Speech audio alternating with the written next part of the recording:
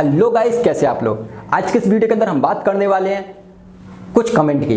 दोस्तों, मेरे पास एक कमेंट आया है जिसमें लिखा हुआ है कि हेलो सर, मेरी शादी 9 मई को होनी थी। मेरी शादी के इनविटेशन कार्ड भी बढ़ चुके हैं, मेरी शादी का सारा सामान भी आ चुका है, लेकिन यहाँ पर लड़के वालों ने मेरी साथ शादी करने से इनकार कर दिया गया है। अब लॉ मेरी इसमें क्या मदद कर सकता है। यहाँ पर मेरे पास कुछ इस तरीके से कमेंट आया है। मैं आपको ये बता दूं कि यहाँ पर जो आपका कमेंट है उस कमेंट में कुछ अधूरा है। अधूरा ये है कि आपका जो कमेंट में है, जो शादी से इनकार किया गया है, वो शादी से इनकार किस रीजन पे किया गया है। क्या ऐसा फैक्ट है, क्या ऐसा रीजन है जिससे कि लड़के वाले ने आपसे शादी करने से मना कर दिया गया। अगर कोई रीजन है तो आप उसके खिलाफ उस रीजन के अंदर एक केस फाइल कर सकते हो। लेकिन यहाँ पर आपने कोई भी आपको फैक्ट नहीं पता, कोई भी आपको रीजन नहीं पता, तो आप क्या कर सकते हैं। फिर भी मैं आप सभी लोगों को कुछ पॉइंट ऐसे बताने वाला हूं जो कि आपके लिए काम आ सकते हैं। क्या रीजन हो सकता है, क्या पता इन्हीं में से कोई रीजन हो। सबसे पहला रीजन, क्या आपसे लड़के वाले ने दहेज की मांग की। अगर आपसे लड़के वाले ने दहेज की मांग की तो यहां पर आप 498A में अपना केस फाइल कर सकते हो कि सर, लड़के वाले ने मुझसे शादी करने से पहले राजी हो गए, शादी करने के समय मेरे कार्ड वगैरह इनविटेशन कार्ड छप चुके, मेरे शादी पक्की हो चुकी, डेट फिक्स हो चुकी, शादी का सारा सामान आ चुका, लेकिन ठीक 10 दिन पहले ही लड़के वाले ने शादी से इनकार कर दिया।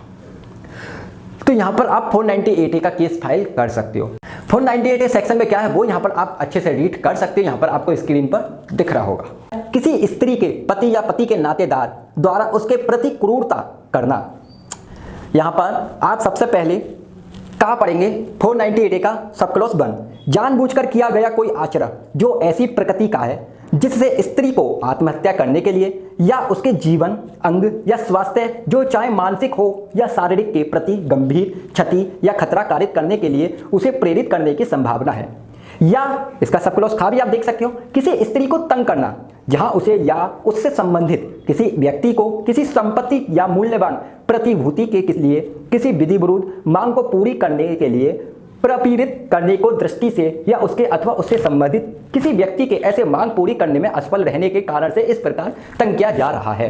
तो यहां पर आप देख सकते हो कि आप कोई भी स्त्री को अगर कोई ऐसी डिमांड करता है जो कि विधि विरुद्ध उससे मांग करता है लड़की वालों से, जो कि लड़की वालों पे नहीं होती है, तो वो 498A का केस फाइल कर सकती है। ये तो हुई दहेज की बात, अगर लड़का वाला दहेज मांगता है तो। अब यहाँ पर पॉइंट आता है कि आपको उसके रीजन नहीं पता। क्या ऐसी बात है आपको कुछ नहीं पता? कौन सी बात है? क्या समाज में आप उससे कुछ लड़कों वालों ने बात बोल दी जिससे कि आपकी शादी उसने लड़के वाले ने कैंसिल कर दी? क्या बात है, आपको कुछ नहीं पता? तो आपको यहाँ पर क्या करना है, आप यहाँ पर 499 का भी केस फाइल कर सकते हो। 499 में क्या है यहाँ पर आप उसको भी रीड कर सकते हो। 499 कहता है, जो कोई या तो बोले गए या पढ़े जाने के लिए आश्रित शब्दों द्वारा या संकेतों द्वारा या दृश्य रूपों द्वारा किसी व्यक्ति के बारे में कोई लांछन इस आशय से लगाता या प्रकाशित करता है कि ऐसे लांछन से ऐसे व्यक्ति की ख्याति की अपहानि की जाए, या यह जानते हुए या विश्वास करने का कारण रखते हुए लगाता या प्रकाशित करता है ऐसे लांछन से ऐसे व्यक्ति की ख्याति की अपहानि होगी। ऐतस्मिन् पश्चात अपवादी दशाओं के सिवाय उसके बारे में कहा जाता है कि वह उस व्यक्ति की मानहानि करता है। तो यहाँ पर आपको रीजन नहीं पता लग पा रहा, तो यहाँ पर आप 499 मानहानि डिफेमेशन का केस फाइल कर सकते हो। अब डिफेमेशन कैसे बन जाता है यहाँ पर आप वो भी समझ सकते हो।